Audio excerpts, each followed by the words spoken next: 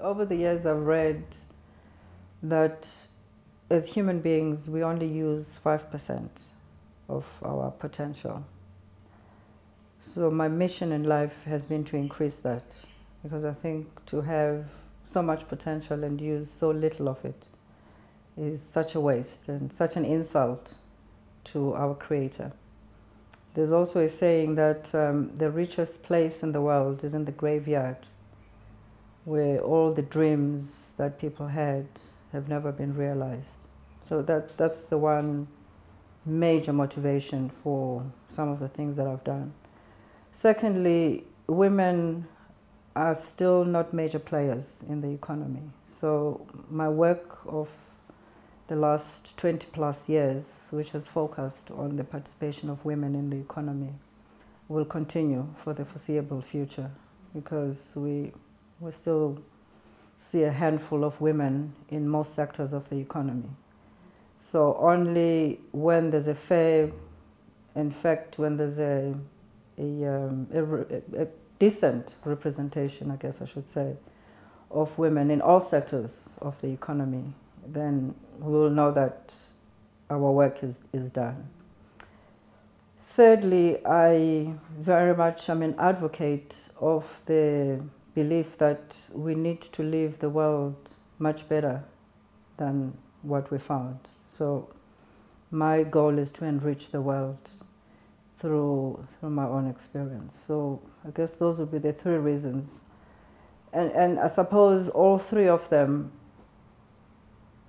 demonstrate that even if we change one life, that's one life whose potential would not have been realized had we not made the investment either in time or in resources. And the story that I can share is a story of our helper's daughter, one of her daughters, who used to visit when she was younger.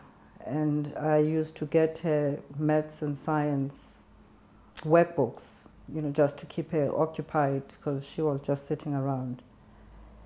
And to see that this young woman has now gone through to the University of Johannesburg and is qualifying as a mechanical engineer is just but one example of what we can contribute to the lives of other people when we are mindful about paying it forward.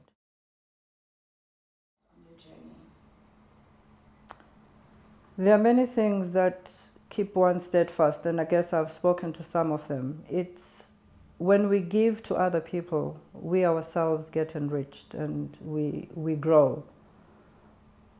People make the mistake that when we share what we have, we will have less.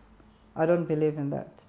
I believe that when we share what we have and the gifts and the experience that we've gathered throughout our life, when we pass it on to other people, we ourselves are enriched.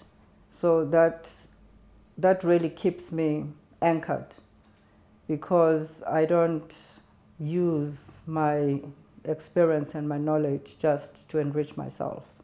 The fact that I share it with other people, I find that it brings me new opportunities that I would not have come across, that I would have not known about, but also just the satisfaction of enabling other people to do something useful and meaningful with their life.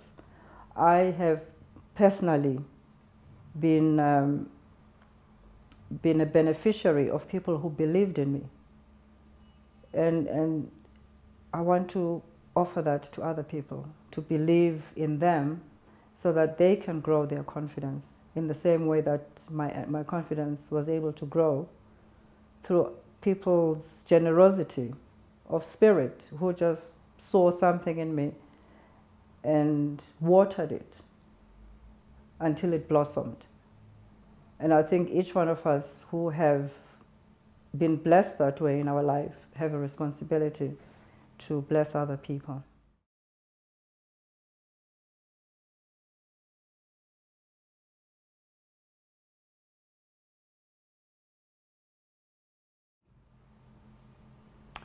Mentorship for me is a practical way of paying it forward. And as I said earlier, it doesn't just enrich the people that we share with, it enriches us as well. And in my particular case, it keeps me connected with different generations. So at any given time in my life, I have interactions with 3 generations below me. So I'm 60. So I always have not just young women. I don't mentor just young women. I mentor black people, white people, young, older. I mentor whoever wants to learn and to grow and who is looking for inspiration. So I will always be in touch with people in their 50s, in their 40s, in their 30s, maybe even younger. And then I'm always in touch with people of my generation, of course, and people above my generation. So people in their 70s and people in their 80s. And I think this conscious decision to interact with so many different generations allows me to be the kind of mentor that really enriches people that I come into contact with, because I'm drawing from so many generations of experience, and I kind of collect that into a bowl of wisdom that I pass on to those that I mentor. And you've served on many boards. How do you decide on which opportunities to pursue and which opportunities not to pursue? My life philosophy is very simple. I don't do anything that I don't enjoy. So the first criteria is this something I would enjoy? So for example, I enjoy education very much because I'm very mindful of the critical role that education has to play in society. So I choose boards where I think I will enjoy, boards where I feel I can contribute, I can challenge the status quo, I can draw from my own experience. And I choose boards that will challenge me, because it's not, it's not a one-way process. As we give, we are also challenged to grow. So that's really the criteria that I would use. And then obviously industries that I know something about. And I'm quite selective about which industries. For example, I'm not particularly interested in mining. So I will not sit on a mining board. I will not sit on a banking board, because they're just not industries that interest me. Then secondly, I look at the management of the organization, and will most likely choose management that is more open-minded.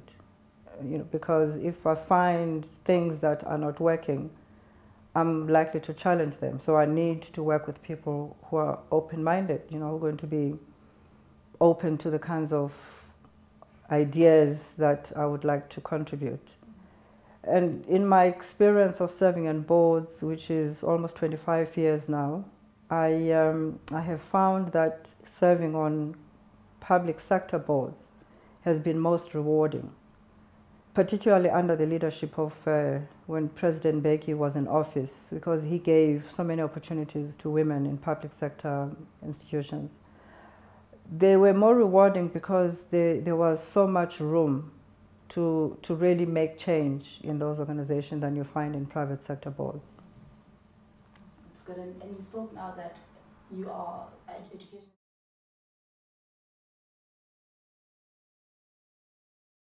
Entrepreneurial leaders at the African Leadership University. I've been involved with the African Leadership University. Started as an academy here in Honeydew, where they have over the last 10 years developed about 1,000 young leaders from all over the continent. And their vision is to identify capable and committed young people who want to change their circumstances and who are quite committed to become both ethical and entrepreneurial leadership, because those are the two main pillars, if you wish, that are critical for us to build this continent. We need leaders that are ethical, both in business and in public sector. And we need entrepreneurial leaders, because if we're not building new enterprises, our economy is not going to grow. About maybe 3 years ago, they decided to add an additional element to the academy and venture into university education.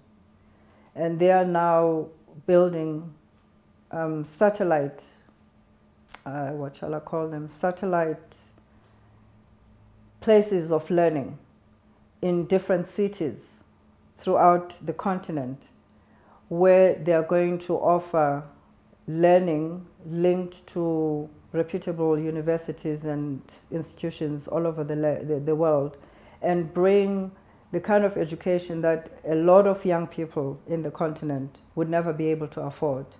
Because with technology now you can make that accessible, and use that as platforms that can accelerate the development of a new generation of leaders.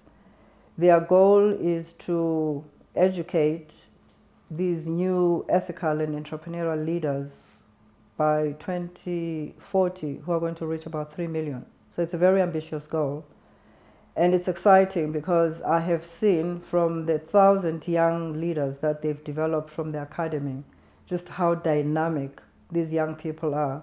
From that crop of leaders that they started with, we already have seen one young person in Kenya, for example, who ran for Senate about 2 years ago during the Kenyan elections and became the youngest person to run for Senate.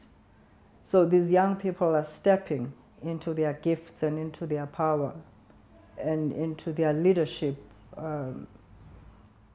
roles and invitation, really, to change. I was persuaded about 3 years ago to get involved in infrastructure and energy. So we've developed a platform called WINDE, which stands for Women in Infrastructure Development and Energy. And what we're doing is mobilizing women who are in different sectors of infrastructure, who are already entrepreneurs in those sectors, and collaborating them around this platform to give them access to meaningful opportunities, because on their own they're too small to participate in meaningful opportunities. But as a collective, we're able to tap into meaningful opportunities. So for example, our first opportunity was in the Melrose Arch development, where we were able to bring the platform to participate as a shareholder. And the intention is that as Melrose Arch develops its next phases, women who are members of the platform will be able to get involved in either construction opportunities or logistics opportunities, or the provision of energy solutions and so on. So that's a project that I'm driving. And the idea is that as it gets established here in South Africa, we will replicate the model throughout the continent, because there's a huge infrastructure backlog throughout the continent. I think the numbers that I've heard in the region of 400 billion of infrastructure backlog that is waiting for resources to be unlocked.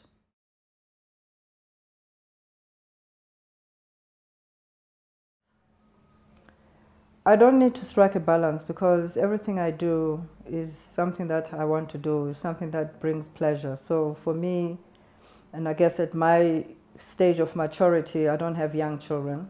I just have a husband, I have grown-up children, and I have grandchildren. And so I make sure that from my portfolio of interests, I put time aside to spend with family and to fulfill whatever commitments I have in the various portfolio interests that I have. So for me, the issue of balance is real. I think it applies to young people. I don't think it applies to people of my age. It's not an issue at this stage of my life. I have a number of hobbies. I know how to play golf. I just can't afford the time that golf requires, so I haven't really played golf in the last, I don't know how many years. I have been learning to play the harp because I really love the sound of the harp. When I first heard it, it just pulled at my heartstrings, and I just decided I had to learn to play this. But this is a lifetime occupation. It's something that I will do well into my mature years. But I travel. My husband and I love to travel, so we travel. We are self-declared Epicureans. We love good food. I read, and yeah, those are things that I find enrich me.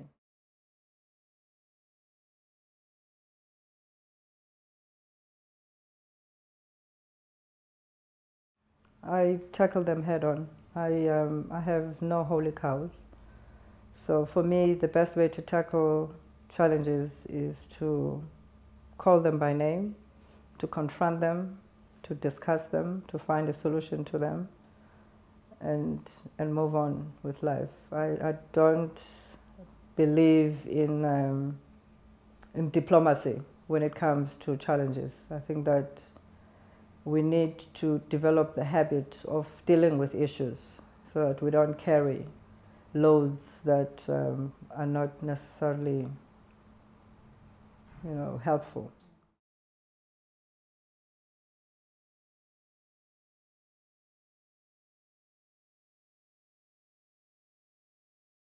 The baobab is a tree of life, first of all, because of its healing properties. And it symbolizes for me strength, presence, power, and grace. It's a tree that's often mistaken to be planted upside down, and there are lots of urban stories about where that came from, about how it wanted to be the most beautiful tree, and God got upset with it and pulled it out of earth and turned it upside down. But I think I love it mostly because of the qualities that it represents, presence, power, grace, and strength. But also the white leaves that come from the tree. I have read that the essence that you can make out of that tree has the potential to heal the scars of South Africa. So this is something that's been specifically written about South Africa that I wasn't aware of, and has the potential to bridge the divide between black and white people. How true that is, I don't know, but I thought the sound of it was quite encouraging. So there must be a reason why the baobab tree is a tree that's found in South Africa.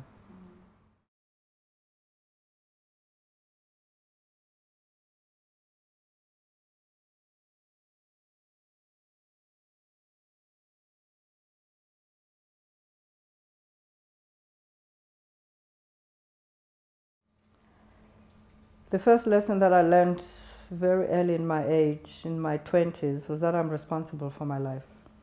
And that, for me, was probably the greatest gift, that to know that when you're in your 20s puts you on a different path in life, because you don't go through life blaming people or blaming circumstances. And that was the second lesson, that blaming circumstances is not very helpful. So I need to figure out what I need to do to sort something out. The third one was that I don't have to conform to the stereotypes that society holds about me. So society has a particular view about what the role of women should be. I don't necessarily share that. I make my own rules about where I participate and how I participate in life. The fourth lesson is probably one of living in gratitude and just being grateful for lessons that I've had, and being able to learn from life's mistakes. So I'm not the sort of person that beats myself up if I've made a mistake, because how else would I learn? I think failure is part of human experience. It's what enables us to grow and to become better people. So if we live a life that avoids failure, then I think we remain small people. But if we want to really tap into our magnificence, then we should open ourselves to, the full tapestry of life experience.